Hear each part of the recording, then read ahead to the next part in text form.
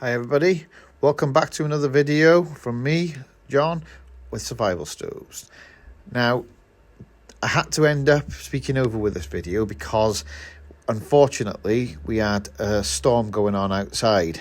It's just quite loud, and not only that, my brother's grinding away there. He'd already started to, well, let me let you into it. My brother said to me, do you fancy a challenge? So I said to him, I was like, yeah. Well, go on, what's the challenge? He said, I reckon I can finish that stove there before you can do one from scratch. Now, unfortunately for me, I don't like to shy away from a challenge. So the idea was that we would end up doing together. He was coming down just to give me a hand, prep a few bits ready and stuff like that. So I said to him, absolutely 100%. Before I'd even had a chance to say that, he'd already started grinding. So the idea was I was supposed to be doing recording to finish that stove that he's in the middle of doing. There would have obviously been no challenge, as the fact that I would have obviously won, which is why he had such a head start on me. But I still would have won regardless anyway. My brother ended up having to leave because obviously the storm's got a bit out of hand. I'm hoping one day that we'll be able to have another go and maybe try and do another challenge in that some sort of way. But yeah, this stove now, so we got 200mm high. It's 6x6 box section it is. So I'm trying to measure it up for all the door and checking where exactly I'm going to need to cut in. So the hole there, I'm going to be plasma cutting that out. We got 3-inch pipe there, which is going to be going straight onto it, which will be perfect for this stove. That's got plenty of draw on it, and not only that, that's perfect sort of size for what you want for a kettle and things like that, because it's a good carrying one.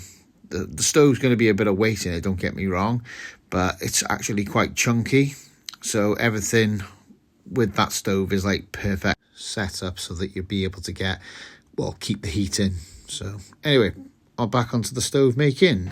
I've got a piece to put on the bottom of it, which will be this stuff here. It's going to go on the back of it. It'll sit 90 degrees, and then I can chop off up to where, so then somebody can come and slip a pipe over the top of it. I'm going to try, and I realised where my problem was last time with the video. I ended up grinding too much, so I had to re-edit the video because I wasn't happy as soon as I put it out and I re-looked back at it.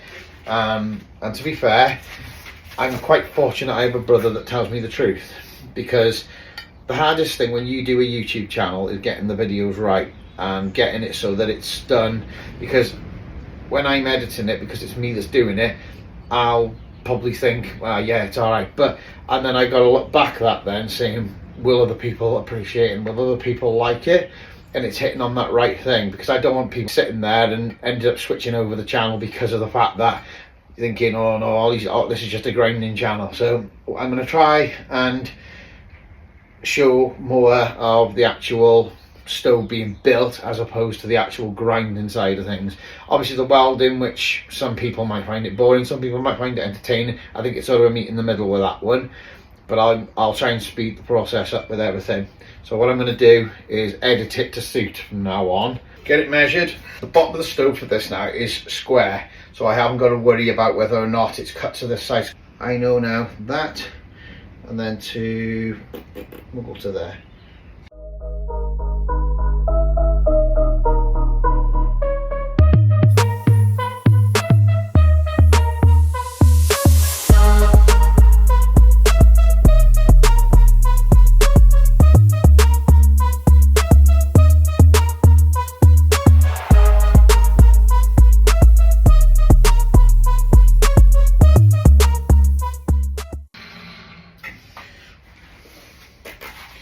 We have one of these now, so what I'm going to do, tack it on this, it's already done. I can forget about it then.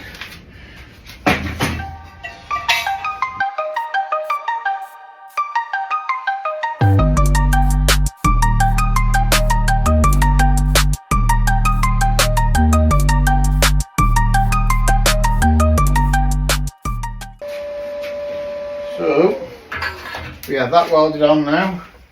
My next part to do is make the little frame go around this. Right, measure this up now. So realistically now, so it doesn't look too stupid and too big. We want to, let's call it 100 mil. Not we, 100 mil, we'll get the legs and everything like that on. So 100 mil long, sorry, 100 mil down. Yeah, it's 184. It's basically 185. So I've got the thing of the blade to take out of it anyway. Let's go 50 mil for the legs. This is the problem when you make them small, is the fitting it all on there. But it makes no difference sometimes, because like anything, we always end up finding a way to make it happen. Right, I don't want to make the legs square, so I want to make the legs so they're on a little bit of an angle. So the bottom bit is 30 mil. So what I'm going to do with the top bit now is, to make it so that it'll meet, is I'll probably do them now 50. So I'll start at 50 there, and then I can go back on there then. So we got 20, 30, 50 to there. So I now know that when I draw that line, that's where it'll meet. So, right.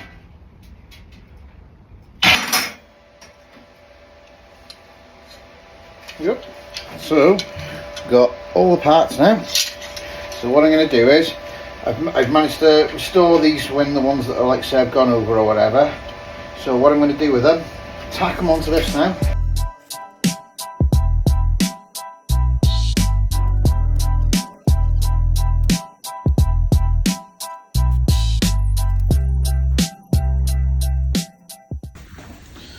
So up to now, this is where we are. Don't look at it as, to be fair, that it's not this, it's not the.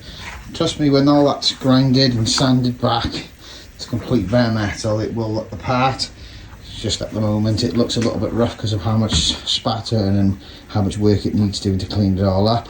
My next thing to do now, I'm going in now because I have a long day, to be fair.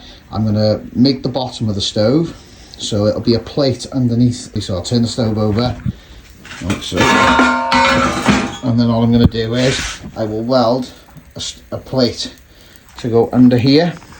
Once I've done that, so it's got to be, the plate has to be level with this here, because once it's level with that, it means that when I pull the ash pan out, it will slide on a plate that's welded to here, and it will already be touching the bottom of that.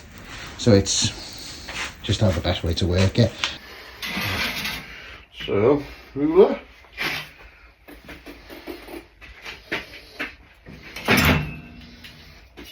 right, so we need is 18.5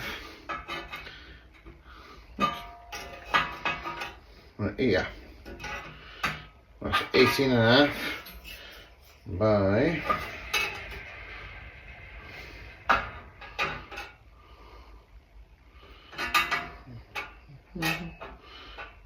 18.5. I buy these pens because you can see it so well on the metal. So obviously when I'm cutting, the lighter the colour is, the better, because if you're doing it with a dark colour and it's on the metal, it is harder to see. It doesn't bother me, like it's not the difference between day and night of doing it. I just prefer to do it that way because it just makes my life easier. Nothing worse than not being able to see it. So I'm going to go 18.5.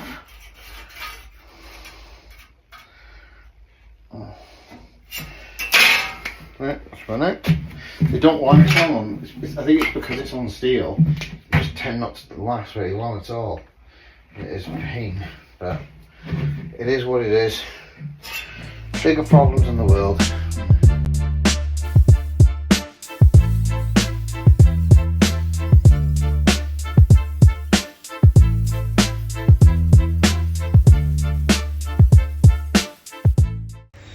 Right, up to now, as you can see what it is. So I've got to grind it all back again, so like a bit here, because I have welded the top on now. So my next job, which is the nightmare and I don't like doing, is making the ash pan. Only reason for being is when they're this small, they do get a little bit fiddly. So we are now onto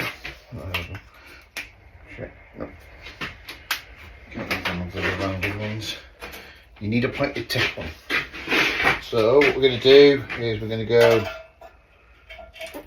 15.5 so that it overlaps it, because I only want it overlapping a little bit. It's just to make it look so it's more, it can seal the air in then. So we'll do it 15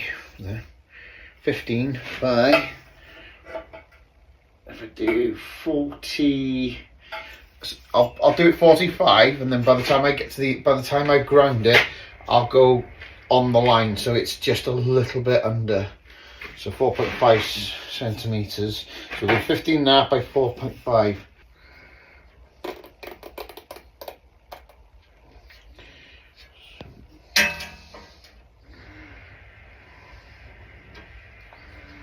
Right, parts cut out. So we've got sides, front and back. Say front, bottom and sides. So what I'm going to do now is we're just going to go, there you go, job done. So I've done that now, so I'm going to give that a bit of a clean up. I'm going to put the handle on the front. Once I put the handle on the front, she's all ready, and I'm going to put it in there and then see what she looks like. So I've got to drill some holes in there now and rivet it in. Right, as you can tell, it's starting to look very nice now. What I'm going to do, I'm going to call it a night now, because I'm really starting to get tired.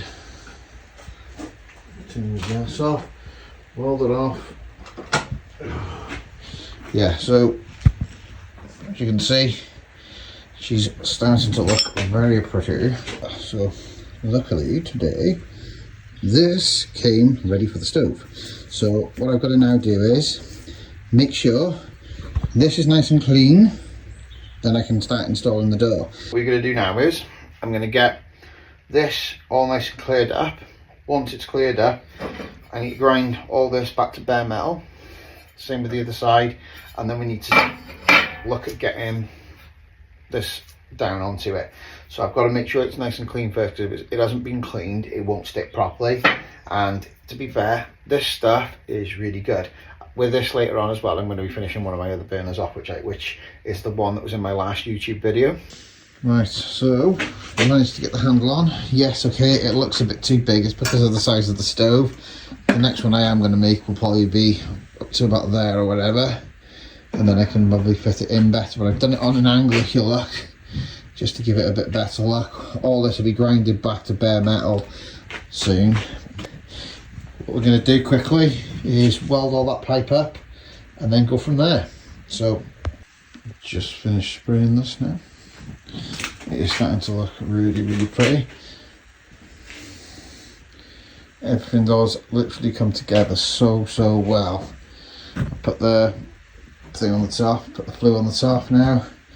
So it's just a case now. I was using this stove, you would literally just plow your thing on top of it through your roof. You're laughing. When my plackers come for the stove, what I'm going to do is I'll drill the holes ready to rivet the things in. It will look at this will once it's got them on. It'll sort of, sorry about my hair, it is an absolute mess. It's welding hair. When that's all put together, I can't fit a glass in that. As soon as the door, to give you an idea, as you can see, there is no way of getting a glass in that.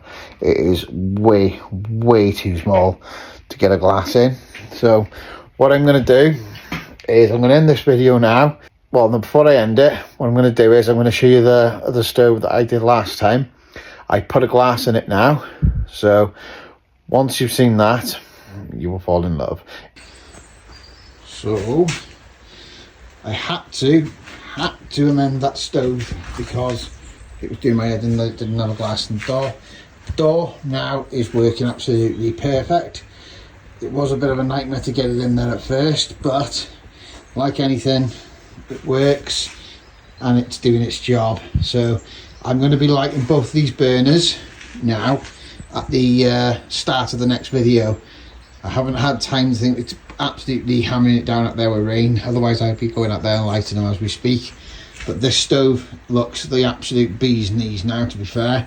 Probably the camera's not giving it justice, but as you can see, you'd easily get a frying pan on top of there. That's screaming out for a frying pan, so we'll get it lit next time. Apologise big that I can't light them. The problem is out there, I don't want to take that out when it's raining because it'll just completely destroy the stove and it'll just end up rusting. So the better thing to do is keep it inside, keep it nice and dry, and then when I have a nice day, go out there and I can probably say might light 2 or 3 at the same time. The next build I promise is going to be quite a big build. It's going to be a good one, and it's going to be something that more than likely a lot of people are going to want. Please like and subscribe to the channel. Thank you so much for the support, the like and the subscribes. I will hopefully be doing this video very soon. I've already started the stove, so it won't be too long before I'm bringing this next video out. Thanks very much. Take care.